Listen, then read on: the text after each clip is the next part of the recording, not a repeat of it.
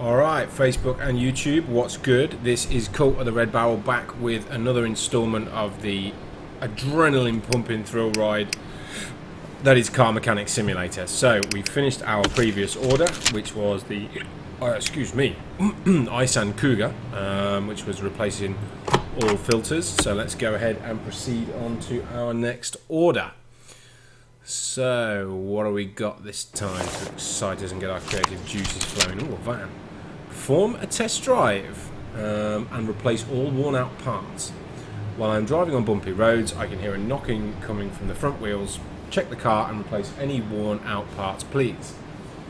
Okay, so we need to perform a test drive first and foremost. So that means we get to take this baby out on the test track. So, drive car. Yes, please drive to the test track. Now, bearing in mind, this is like the most rudimentary, idea of what driving is. So we're just going to take it up to 11 here.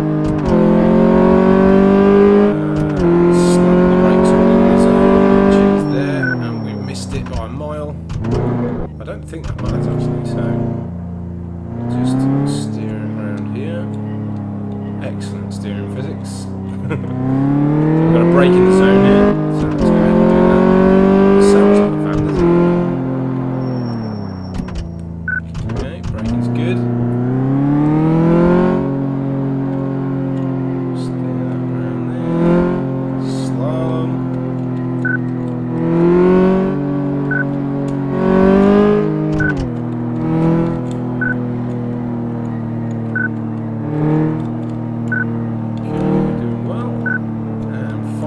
Suspension test, which is driving over a load of bumps.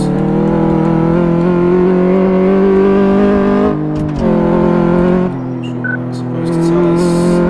And then braking the braking zone. So, that is our test drive complete. So, what did we learn from that? Not a great deal. It drives, it seems fine to me. So let's. So we need to replace all worn-out parts, but do we know what those parts are that are worn out? Let's have another look at the repair order. While I'm driving on bumpy roads, I can hear knocking from the front wheels. Check the car and replace any worn-out parts. So what we need to do is knocking coming from the front wheels would indicate that it's something wrong with like the axle, the suspension, or something like that. So essentially we need to inspect each wheel on either side to see what the beef is. So we'll go into examine mode first and foremost. Wheels are okay, 75%, so let's get them off. First thing to do.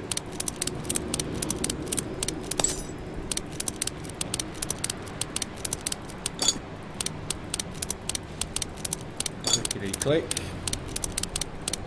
Get the wheels off quick.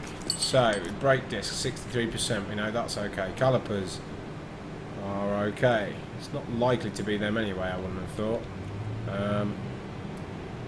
Outer tie rod is 10%. So, as we can see here, some of the parts after our test drive have basically been flagged up as red. Now, as we can see, like things like the gearbox, the brake disc, the inner tie rod, all of this stuff here is yellow, which indicates not perfect condition, but not bad either. However, what we do have is two red parts. One here, the outer tie rod, and one, the sway bar end link left, both of which are 10% and 21% respectively. So, essentially, having done that test drive, performed that test drive, we understand that these are the parts that are faulty and need to be replaced. So we can go to, I think we're already in disassemble mode, so we want to take this off. So it's only got one bolt holding it in. As you can see, it's in a mucky condition, so we want to take that off. And we also want to take off our sway bar end link left. Bish, bash, bosh. Off, and we are good. So we can come away from here and go and hit the computer. Let's do it one at a time so that we keep track of what we're doing. So, car parts shop. What was it called? The outer tie rod. There we go. Outer tie rod. So we need one of those, please. and then the other one was a sway bar end link left for the left hand side. I mean, before I started playing this game, if you'd have asked me to point out or to draw what a sway bar end link was, I wouldn't have had a Scooby. So in that sense, you know, we're all learning here today. This is edutainment, he says with a wry smile. So let's put our end link on first. Screw that on. Looks good. Nice and clean. And then our outer tie rod. We can just screw in with one here. And then as far as I'm concerned, that should mean that that particular side is sorted, I would suggest. What do you guys think? I mean, I'm not going to go ahead and inspect absolutely everything on the axle and whatnot, because I really think that, you know, the condition indicator given to us by the red and yellow parts is essentially tells us what the issues were. So on this side we need to do the same. Pack the wheel off. How's everyone doing tonight anyway? I hope everyone's good. Leave me a comment or whatever. Let me know how you're doing. Okay, so we have our wheel off. Brake disc, blah, blah, blah.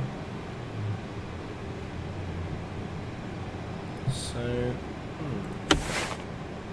it's only the sway bar end link on this side. The outer tie rod is okay, but the sway bar end link right side is only 10% condition, so it's in a bit of a mess. We don't want assemble, we want disassemble. So let's take that off.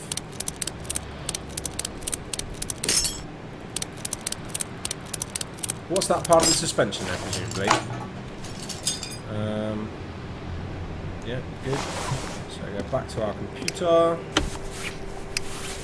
Sway bar ending right. $50. Yes, that's all we need for now. How much are we going to get paid for this? So we spent about $300. So we're only going to make about $100 out of this. Barely worth doing, but can't get by without doing it. So let's go into assemble mode and take our sway bar end link right. Screw that in. Good. Got the wheel.